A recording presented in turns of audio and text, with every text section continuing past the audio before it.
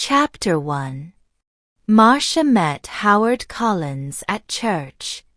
Marcia was 35 years old, Howard was 41. Howard lived with his mother in a small house on the south side of the town. Marcia lived with her sister and father in an apartment 3 streets away. Marcia did not work. Her father, George Grant, was ill and never left the apartment. He stayed in bed most of the time and always needed somebody with him. So Marcia stayed at home with her father, and only went out when her sister Karen was in the house. The 2 sisters were very different. Marcia was short with a small round face and short black hair. Karen was 10 years younger. She was tall, had long brown hair and good legs, and a suntan all through the summer. People often said to Marcia, "Your sister is very beautiful." There were always lots of men ready to take Karen out to dinner or to the cinema. But Marcia stayed at home. Karen worked in a shop in the town. When she was at home, she liked to sit up on the roof garden of their apartment building. It was one Sunday in May when Marcia came home with Howard the first time. She took him to see her father. George Grant was in bed. He had gray hair and a gray face. Sometimes he read a book, but mostly he just sat in bed and watched television. "This is Howard, father," Marcia said. "He works at the hospital and we met at church. I told you about him last week. Do you remember?" "No," her father said. And he turned his face away, back to his television. He was not interested in new people or his daughter's friends. Just then Karen came into the room. She wore a white bikini and white shoes. She smiled at Howard. "So you're Howard," she said. "My big sister has got a boyfriend at last." Howard's face went red and he looked down at his feet. Karen laughed. "Come on up to the roof garden and have some wine. The sun is wonderful this morning." "Oh, Howard began.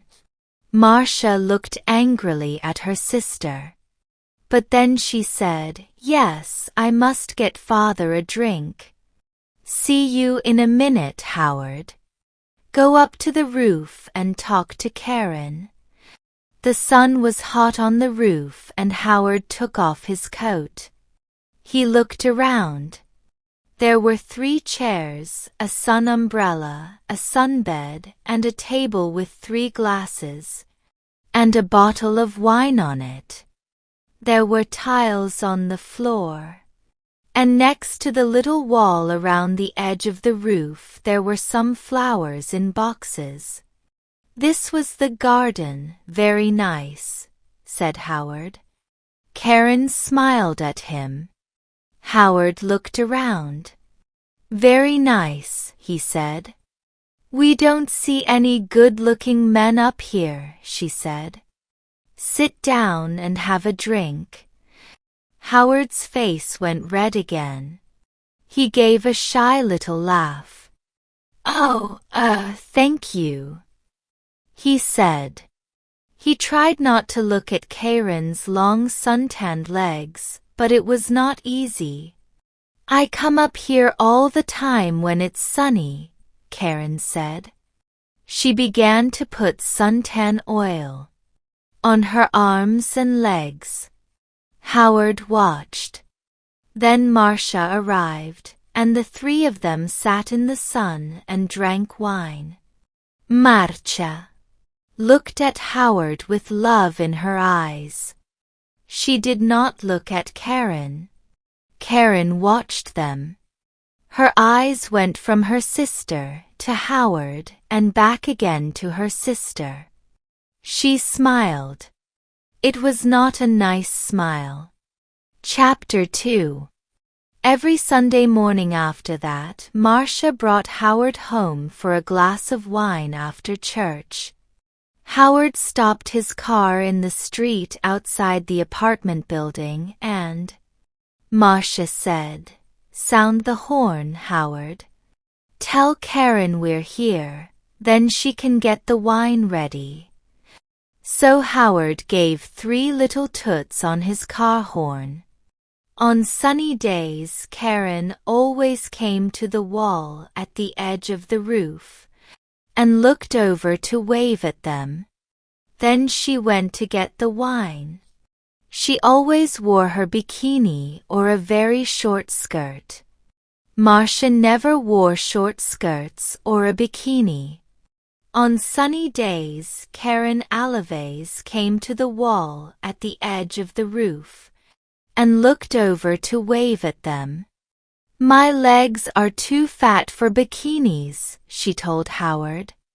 "Your legs are very nice," he said shyly. One day in June, Karen asked Howard, "What time do you finish work, Howard?" "About 6 o'clock," he said. "Could you bring me home after work?" Karen said, "My shop's very near the hospital. You drive right past it. And you only live 3 streets away from us." "There's a very good bus," said Marcia quickly. "It stops outside our building." "But the bus is so slow," Karen said. "Please, Howard. Please, Howard," said Karen. Howard looked from one sister to the other. "Oh well, yes, all right then," he said. "Thank you," Karen said and gave him a quick kiss. So every evening Howard drove Karen home. On the first Friday they were an hour late. When they arrived, Marcia was at the door of the apartment building. "What happened?" she asked. "Why are you so late?" "There was an accident," Karen said. 3 cars all across the road. On that hill by the cinema, you know. We couldn't get past, we couldn't go back. There were so many cars. Nobody could move." Howard said nothing. It was a long, hot summer that year. Marcia went to church every Sunday morning, and Karen stayed at home with their father. When it was sunny, and it often was, Karen went up to her sunbed on the roof. When Marcia went up to the roof garden, she always sat under the umbrella. But Karen put on lots of suntan oil and sat in the sun in her bikini. "The hot sun's not good for your body," Marcia said. Karen laughed. "Howard likes my body." "No, he doesn't," Marcia said angrily. "Oh, he does," Karen said. "He's very shy with women, but he always looks at my body very carefully.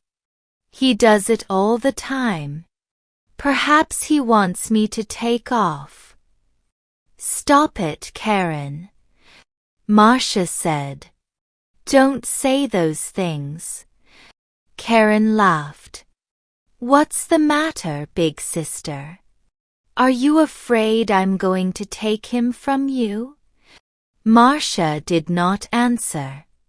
Chapter 3. The next Sunday, Howard phoned Marcia early in the morning. I don't feel very well," he said. "I'm not going to church today." "My love, I'm sorry," Marcia said. "Can I phone you when I get home?" "Yes, of course," he said. I can't phone before 1 o'clock, Marcia said. I'm going to be late back because there's a meeting after church. Something about Africa, I think. Oh yes, I remember, Howard said. But Marcia was wrong. There was no meeting after church that morning. It was the next Sunday. So she left church at the usual time and arrived home at 11:45. First she went in to see her father, but he was asleep. Then she phoned Howard, but there was no answer. Perhaps he's sleeping, she thought. And his mother doesn't want to answer the phone. She went to her room and put on a long summer skirt. Then she went up to the roof garden. She put her hand on the door to the roof and stopped. The door was half open and she could hear voices. There was someone with Karen. A man. Howard. Howard. Marcia listened. Marcia could hear voices. I feel bad about this, Howard said. We must tell Marcia soon, Karen. No, Karen said quickly. She gave a little laugh. It's our secret, Howard. Only for a little longer. All right? I don't like, he began. But you do love me, Howard, Karen said. Not Marcia? Say you love me. Please. Marcia suddenly felt cold. You know I do, Howard answered. But, Karen kissed him. It's our little secret. Oh, is your car outside, my love? We don't want Marcia to see it. I didn't bring my car, Howard said. I walked here. Good, Karen said. But it's getting late. You must go before she comes home. They kissed again. See you tomorrow, usual time, usual place, said Karen. Now go. Marcia moved quickly and quietly away from the roof door and ran to her bedroom. She did not want Howard or Karen to see her. She heard their voices. Then the front door of the apartment opened and closed. Howard was gone. Marcia sat on her bed for an hour. Why? She thought. Why does she do it? I stay at home with an old man all the time. I can't go out to work, I can't make new friends, I can't meet new people. I go shopping once a week and I go to church once a week. That's all. And then I met Howard. When he said, I love you, I was so happy and now? Karen had everything. Good looks, a job, friends. She was young, she was beautiful. She could have any man. So why Howard? Why? It's not because she wants him, Marcia thought. It's because love him. It's because she doesn't want me to be happy. But you do love me, Howard.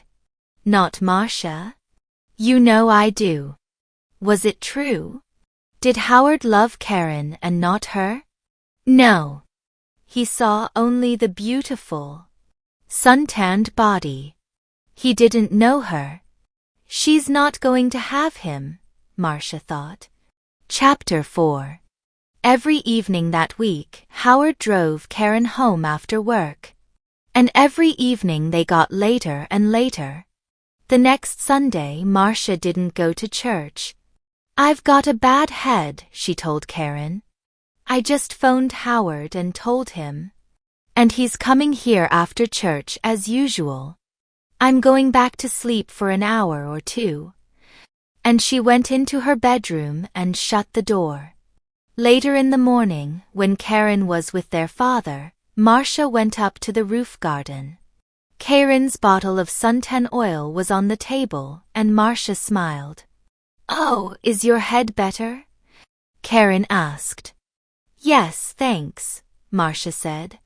Karen wore her bikini, a new yellow one. She opened her bottle of suntan oil. Karen opened her bottle of suntan oil. "Oh, there's not much here," she said. "I must get some more." She began to put some oil on her legs. 20 minutes later, Howard stopped his car in the street below. Up on the roof, Karen and Marcia heard the usual 3 little toots on his car horn. "He's here," Karen said excitedly. "Your man's here, big sister." And she laughed. Yes, Marcia thought. My man, not yours, Karen. Karen jumped up from her sunbed. She ran to the wall at the edge of the roof to look down and wave to Howard. She had no shoes on, and at the wall her feet suddenly slipped away from under her. "Ow!" she cried. She fell forward and put out her hands to grab the wall. But the top of the wall was slippery too. Her hands could not hold it and slipped away, off the wall, over the edge. And her body went on too, over the edge of the wall and down. Down, down. Before she hit the ground, she knew. Slippery, suntan oil, Marcia.